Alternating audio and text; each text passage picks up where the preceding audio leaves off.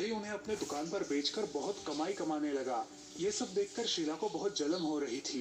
एक दिन उसने हरी से कहा, अजी, आप उस सरलाई को कमाई का आधा हिस्सा देते हो। सामान हमारा, उसके लिए कितनी देर तक ठेले पे खड़े रहने की जिम्मेदारी हमारी, और उस सरला को सिर्फ घर पर बैठकर समोसे बनाने के लिए आप आधा हिस्सा देते हो। ये सही नहीं है। अरे हाँ भाग्यवान, मगर मेरे पास दूसरा कोई और पर्याय भी नहीं। जब से सरला बहन समोसे बनाने लगी है, तब से धंधे में अच्छा मुनाफा होने लगा है। और ये मुनाफा आप आधा कर देते हो। आप ही सोचिए।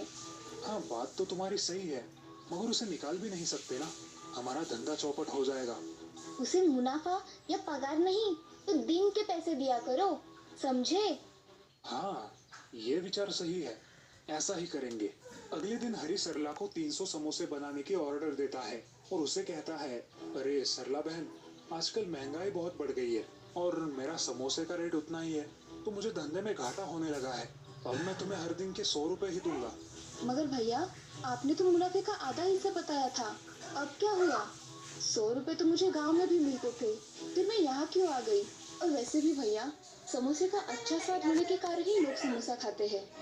सरला बहन, आपको बहुत ज्यादा लालच आ गया है। इतना लालच अच्छा नहीं। भैया, मुझे लालच आया है या आपको लालच आया है? मैंने तो कभी समोसे बनाने में कोई कसर नहीं छोड़ी, तो फिर मैं मेरे हक के पैसे कैसे छोड़ूं? आप ही बताइए। अभी के अभी मेरे घर से निकल जाओ। वो गांव में ही तुम्हारी असली जगह है और घर भी कह सकते हैं तुम्हारे जैसे लोग। बेचारी सरला अपने बच्चों को लेकर वहां से निकल पड़ी। चलते चलते रास्ते में एक जगह वो बैठ गई। तभी उसके बड़े बेटे उमेश ने कहा, माँ, तुम परेशान मत होना, कुछ ना कुछ हल निकल जाएगा। माँ, क्यों ना हम खुद का समोसे का ठेला लगाएं? हमारे पास कुछ पैसे भी जमा है, इससे हम ठेला लगा सकते हैं। हाँ, सही कह रहे हो, हम ऐसा ही करेंगे। अगले ही दिन सरला अपने बेटे की मदद से अपना खुद का ठेला लगाती है, वो भी गांव के बीचों बीच हरी के ठेले के बिल्कुल पास। उस दिन सरला सिर्फ 50 समोसे बनाती है, लेकिन नया ठेला होने की वजह से उसके सारे समोसे बिक नहीं पाते। ये देखकर वो निराश हो जाती है। बेटा, हमें ये धंधा नहीं करना चाहिए था क्या? अरे माँ, आज पहला ही तो दिन था। एक ही दिन में कैसे पता चलेगा कि लोगों को समोसे पसंद आए या नहीं? हम कल फिर करके देखेंगे। अगले दिन सरला और उमेश फिर से 50 समोसे बनाते हैं और उन्हें बेचने अपने ठेले पर जाते हैं। उनके यहाँ एक ग्राहक आता है। कितने का दिया समोसा? सिर्फ 10 रुपए भैया। वो आदमी समोसा खाता है। उसे समोसे का स्वाद बहुत पसंद आता है।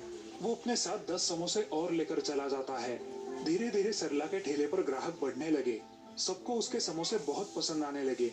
इसी के साथ साथ हरी के ग्राहक थोड़े कम होने लगे। सरला के समोसे की चर्चा सारे गांव में फैल गई। ऐसे ही एक दिन उस गांव का एक बड़ा जमींदार उसके ठेले पर आया। बहन जी, एक समोसा दीजिए। सरला ने जमींदार को एक समोसा दे दिया और अपने काम में लग गई। उस जमींदार को वो समोसा बेहद पसंद आया। बहन जी, मेरे बेटे की परसों शादी है, क्या तुम हमारे घर मेहमानों के लिए ऐसे समोसे बनाओगी? जितने भी समोसे होंगे उतने पैसे आपको मिल जाएंगे। जी, मैं जरूर आऊंगी, और सारे लोगों को अच्छा समोसा देने की ही मेरी कोशिश रहेगी। जी, ये लीजिए आपका एडवांस। जमींदार सरला को एडवांस पैसे देकर वहां से चला गया और ये सब देखकर हरी मन ही मन जलने लगा, लेकिन उसे पता था कि वो कुछ नहीं कर सकता था। शीला, हमें कुछ अलग धंधा करना पड़ेगा। ये समोसे बेचकर अब काम नहीं चलेगा। जी, आप सच कह रहे हो।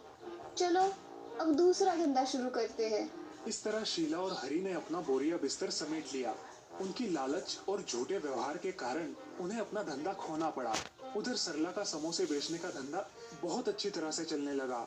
इस कहानी से हमें ये सीख मिलती है कि हमें अपनी जुबान पर कायम रहना चाहिए और किसी को भी धोखा नहीं देना चाहिए।